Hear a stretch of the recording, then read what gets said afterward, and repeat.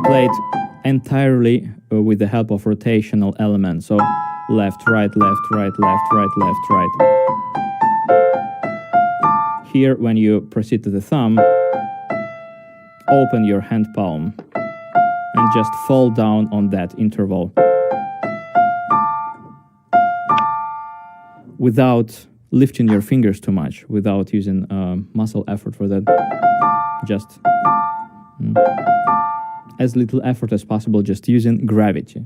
The second concept is also actually brilliantly explained by Taubman method, is about going inside the keyboard and outside the keyboard. So it means that whenever you have a white note, you can remain a lower position of your wrist. But for the black note, you slightly step on it. Just imagine that you push your elbow slightly forward and raise your knuckle just a tiny bit, feeling support on that finger, and then again, lower, higher, lower, higher.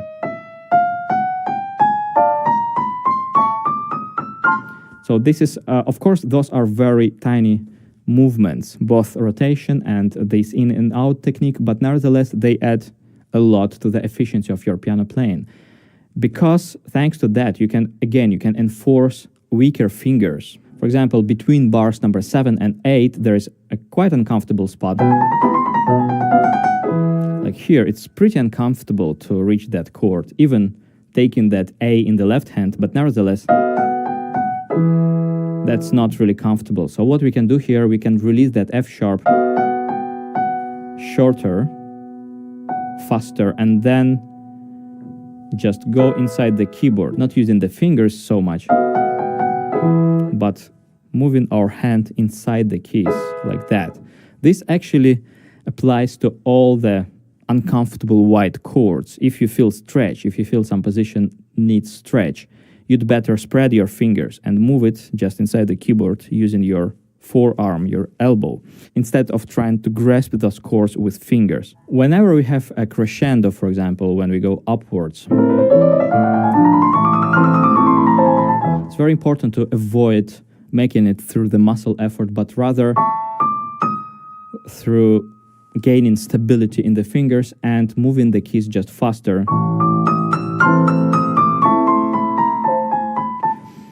Also in bars number 30 and 31, it's very important to take advantage of in and out movement. So we start lower with the wrist and then go in for these two notes, and you see your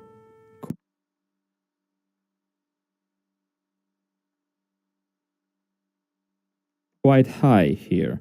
So you just fall down on that chord. Lower, higher, fall down.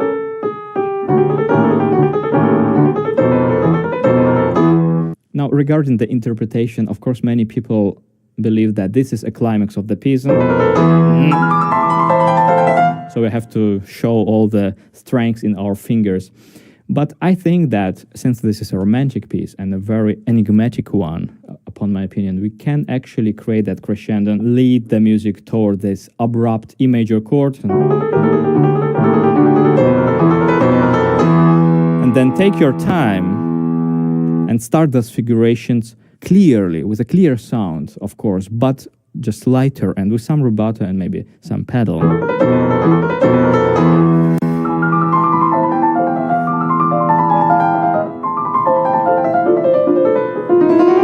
Then, for example, a crescendo at the very end of the section and sudden piano. A couple of words about learning strategies. I'm pretty sure that you have tried already a bunch of different learning strategies, like, for example, learning this piece with the help of dotted rhythms.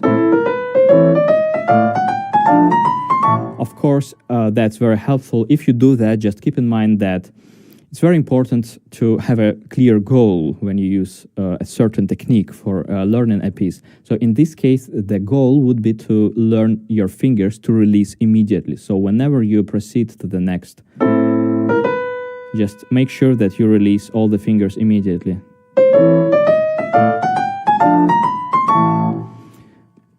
And then, of course, if you learn it this way, it's important to learn it in an opposite way. So with the opposite dotted rhythm.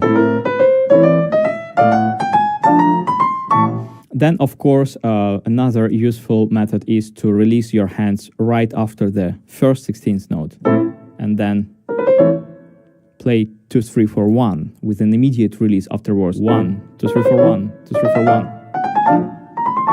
Controlling that each group is very comfortable. Especially this is very helpful playing each note twice on mezzo forte with stable fingers, but avoiding working with just fingers. Rather, thinking about the stability of the fingers, stability of the knuckle bridge, but playing that with the forearm.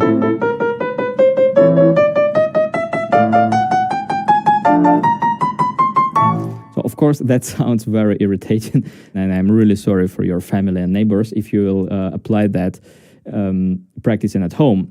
But it helped me tremendously, actually, because when I was learning this piece, I have reached a stage when I was playing it without much tension, in tempo about 130 metronomical beats per minute. But I wanted to push it further to the more standard tempo, and at least at this piano, which is quite heavy. So the action of this piano is very heavy, actually, much heavier than most of the concert grounds I used to play in my life.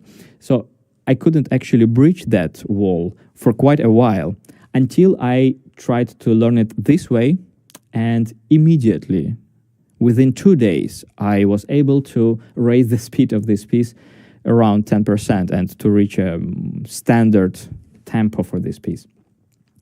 So although it's very weird, but actually it helps a lot. The most important is to make it really precisely. So all the uncomfortable spots should be really firm, and you should have any doubts about precision of your playing.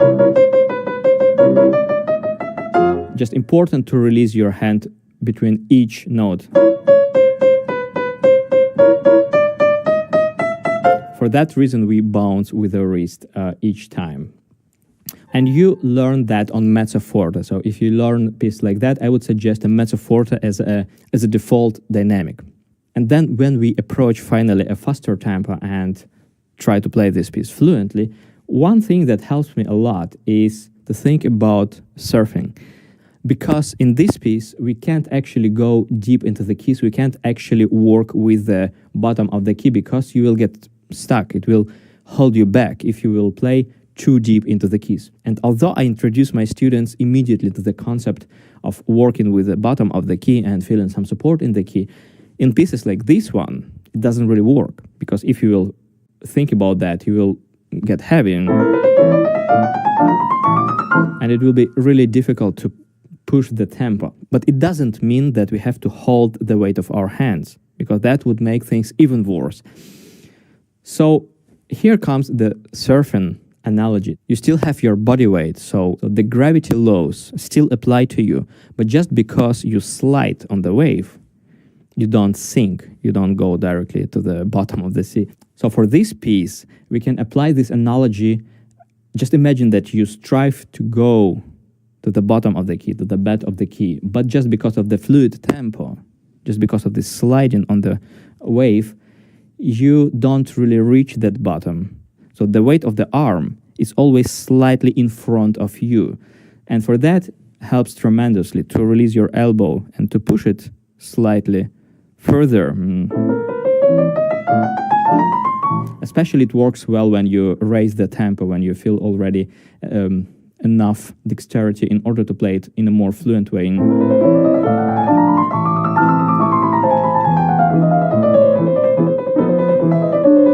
So I always try to slide with my hands, although feeling support, but this support kind of escapes before I reach the bottom of the key in the favor of the next key.